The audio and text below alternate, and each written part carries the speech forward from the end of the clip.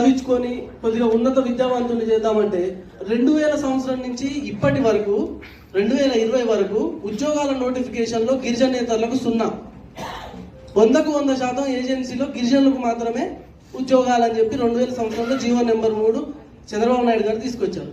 2020 వరకు ఒక్క వ్యక్తి సుప్రీంకోర్టులో పోరాడితే గౌరవ 5 బెంచ్తో కూడిన ధర్మాసనం ఇది రాజ్యాంగ విరుద్ధం, ఒకే ప్రాంతంలో 100% రిజర్వేషన్లు ఇవ్వడం అనేది ఎంత దారుణమైన విషయం.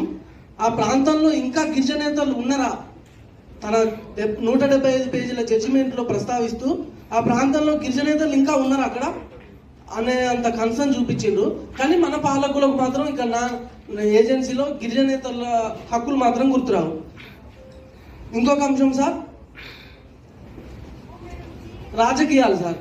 సరే ఉద్యోగం రాలేదు, రాజకీయంగానైనా ఏదో ఒక రకంగా ఎదుగుదామంటే ఏజెన్సీ